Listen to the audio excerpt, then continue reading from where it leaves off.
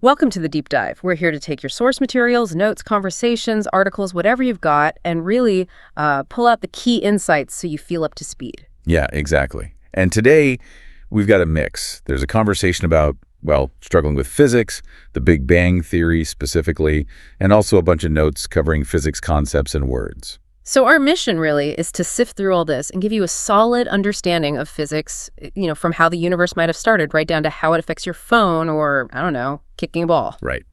We want to make sense of a subject that, let's be honest, can sometimes feel intimidating. As one person in the source conversation called it, killer. Okay, killer. Let's start there. That conversation source puts us right into a familiar spot for many, I think. A tough class. This student finds physics really hard, killer, and the notes clarify that slang it just means really intense or difficult. And right away, you see this split. One person sees physics as, like, the math part, arcs, velocity, trajectories. Cool stuff, they say. They're focused on the predictable bits. But the other one is clearly having a harder time, especially with the topic that day, the creation of the universe. And boom, right there, it gets contentious. Because talking about creation in a physics class, well, one speaker finds it sounds unscientific, maybe even a bit religious. It really flags how tackling those ultimate origin questions can feel, different from calculating force or velocity. Which leads straight into the main debate in that dialogue. Yeah. The Big Bang Theory. This idea that the universe just exploded into being. And one person really pushes back on that, compares it kind of dismissively to old myths Atlas holding up the world, or African myths about turtles supporting everything. They're questioning the rigor. Yeah, turtles. It's a stark comparison designed to show skepticism, right?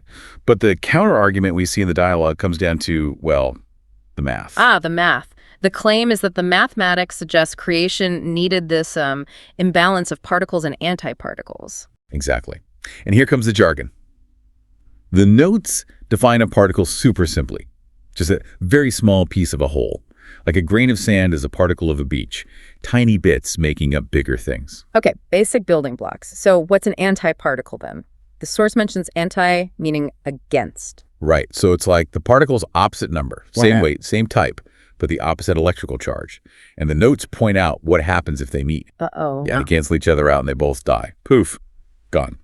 The dialogue even says they're not a good thing to have around. Okay, so the idea is you needed more particles than antiparticles, an imbalance, for stuff to actually form and stick around after the Big Bang. That's the math argument. But the skeptic demands evidence. Naturally. And the source gives an example. Edwin Hubble, the astronomer. Way back in the early 20th century, he measured something called the drift of matter. Drift of matter. What does that mean exactly? The notes say it's like the residue, the leftovers from the Big Bang explosion. Yeah, think of it as matter and radiation that keeps on drifting through the universe. It's moving slowly outwards. The source uses an analogy like the Big Bang creating a ripple in a pond. Exactly. And that ripple is still expanding and expanding today. That expansion, that outward movement of galaxies and stuff, that's the drift of matter Hubble saw evidence for. And then the dialogue makes this logical jump, maybe a bit dismissively with that word duh. Right, which the notes say is slang, meaning something like obviously, or you should know this. The jump is, if things are expanding outwards now, they must have started expanding from somewhere smaller, right? Like the Big Bang, duh. But the skepticism doesn't just vanish. It shifts to the idea of a scientific theory. One speaker questions touting theories without enough rigor. Tout, the notes explain, means to promote something positively, almost like you're selling it. So the complaint is, why push this Big Bang theory so hard if it isn't rigorously proven? And rigor, or being rigorous, is all about being really clear, careful, and exact, paying close attention to detail. It's about thoroughness. But the counter is crucial. A theory in science only gets to be called a theory after it's survived that rigorous testing.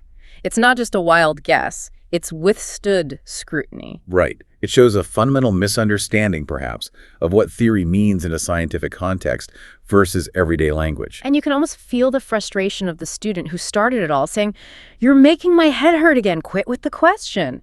It captures that feeling of being overwhelmed by the complexity. It really does. And there was another bit of slang earlier when the math was dismissed. Math schmath. Right, the notes flag that as not a real word. No, it's a pattern, like adding sh or sh and rhyming. Yeah. You do it to downplay something, to say you think it's not important or you don't care, like rules schmools or diet schmeat.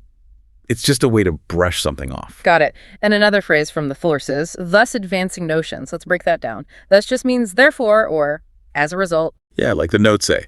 Study fossils, thus conclude evolution happened. Or break the rules, thus get fired. And notions just means ideas. So advancing notions is about helping ideas make progress, become better known, or maybe convincing people of something like the idea the universe is expanding. Makes sense. There was also the word equivocate used. Ah, yes. What did the note say about that one? To equivocate means using like fancy or vague language to confuse or mislead someone, to deliberately avoid being clear or direct. Like a politician dodging a question. Exactly. Or a job candidate being fuzzy about their past experience. The source examples were pretty clear. Stop equivocating. Tell me clearly. Okay. So this whole initial conversation, even with the slang and the headache, it really digs into some big questions in physics, doesn't it? How do we study origins? What counts as evidence? What is rigor? What's a theory? Absolutely. It shows that physics isn't always neat and tidy.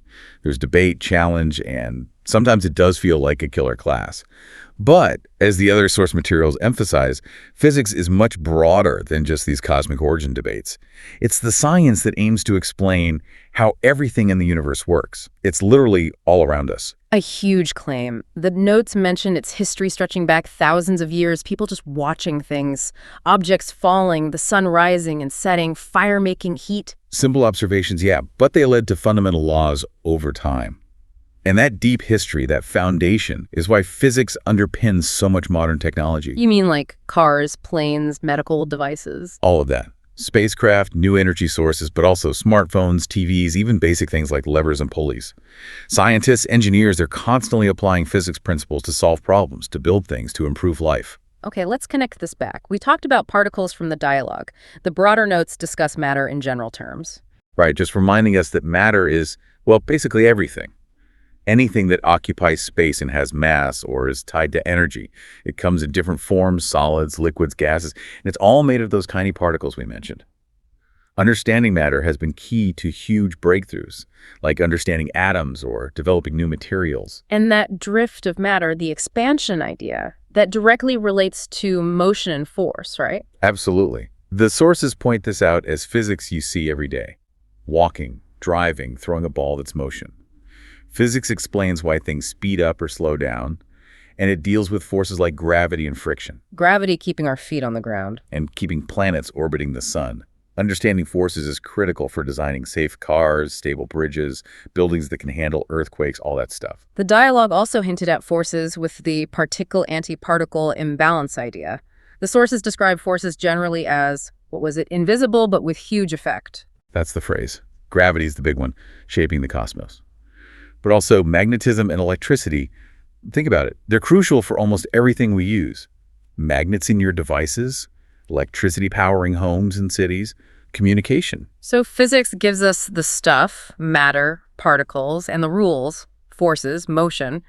But the sources also mention areas that feel less intuitive. Maybe that's why the Big Bang felt controversial to that student. Could be.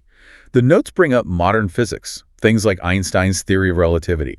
That's the one explaining how space and time are intertwined, which is essential for understanding the universe on really big scales, how planets move, how light bends near stars. And the other big one mentioned was quantum mechanics. Ah, yes. There's the physics of the very small. And as the source says, things get weird down there. Particles don't always follow the rules we expect. They can seem to pop in and out of existence, move strangely. Exist in multiple places at once. Yeah, that kind of mind-bending stuff. It's still full of mysteries, really challenges our everyday intuition about how things should work. It's amazing that physics covers that range from the truly bizarre quantum world up to the entire expanding universe Hubble saw. And the sources stress this isn't just abstract theory, it has real-world uses. Definitely. Look at medicine. Doctors use physics constantly. X-rays, MRI scans, laser surgery, even basic thermometers or blood pressure monitors, all based on physics principles. And it helps with big challenges, too, like finding cleaner energy. For sure. Renewable energy relies heavily on physics. Understanding how to capture energy from sunlight for solar panels, or from wind for turbines, or water for hydroelectric dams, it's key for a sustainable future. Even something like sound and vibrations is physics. Totally. How sound waves travel, why a concert hall sounds different from a noisy room. That knowledge is used to design speakers, microphones, musical instruments. It's crucial for audio engineers, filmmakers. And you wouldn't necessarily think it, but sports too. Oh, yeah. The curve of a soccer ball, how fast a sprinter can run, how a swimmer moves through water. It's all physics in action. Athletes and coaches use these ideas, sometimes without even realizing it, to get better. And equipment design, running shoes, bikes, racing cars, that's all about optimizing things like friction, balance, motion. So when you look across everything the sources covered, from that debate about the Big Bang and what evidence means, right through to how your GPS works or why a boat floats, it really drives home that physics isn't, as the source said, just a science. No, it's more like a way to understand the universe. It helps us make sense of it all, from the tiniest scales to the largest.